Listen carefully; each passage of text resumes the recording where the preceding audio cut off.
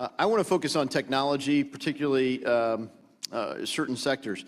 With the incredible power of modern computing and the internet, we're entering into a new era of innovation. Currently, blockchain is transforming our financial systems, cybersecurity, and how entrepreneurs and startups are able to raise capital. As the rest of the world speeds ahead to take advantage of this new technology, the U.S. is now lagging behind heavily due to regulatory certainty issues that the market needs to protect consumers, empower innovators, and entrepreneurs. My colleagues and I, including Josh Gottheimer, Tulsi Gabbard, Ted Budd, and others that aren't on the committee, Darren Soto and Scott Perry, introduced a bill yesterday that would provide regulatory certainty the U.S. needs to take advantage of this thriving sector. Mr. Solomon, I'm going to read an excerpt from an article that recently caught my attention. Quote, Goldman Sachs planned to establish a crypto-focused unit by the end of 2018,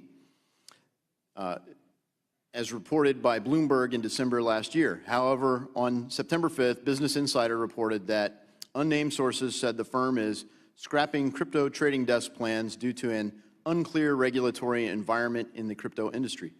Mr. Solomon, why did Goldman Sachs initially choose to open a crypto trading desk? The first article wasn't correct. Like others, we're watching and exploring and doing work in terms of trying to understand the cryptocurrency market as it develops.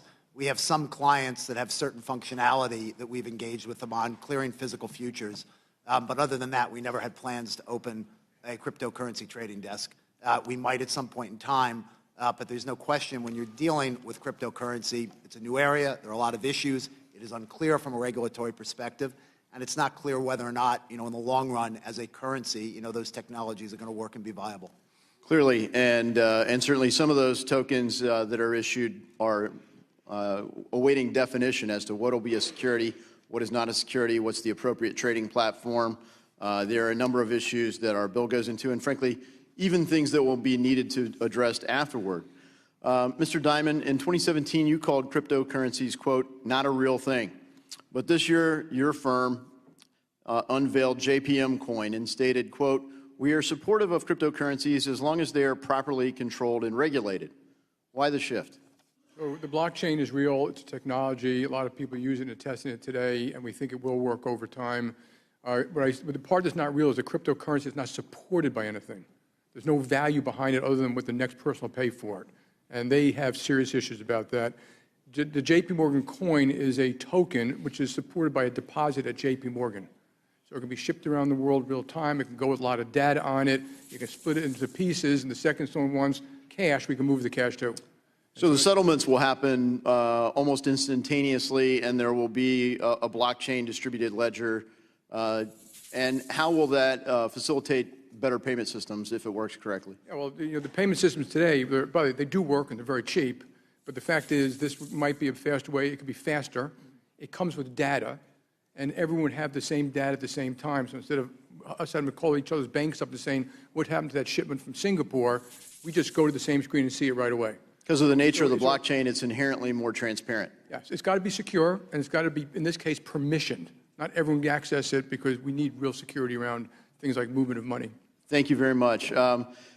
Now, we can't talk about the thriving new sector without discussing how to protect consumers. As your role as banks evolves, secure custody of digital assets is essential. However, there's no regulation or guideline on who can be a qualified custodian for digital assets. Mr. Schwarf, in looking at your policy regarding cryptocurrency on your website, BNY Mellon cites lack of regulatory clarity as a barrier to providing custody for digital assets. Can you expand on this statement and highlight any other regulatory hurdles you're facing in this space?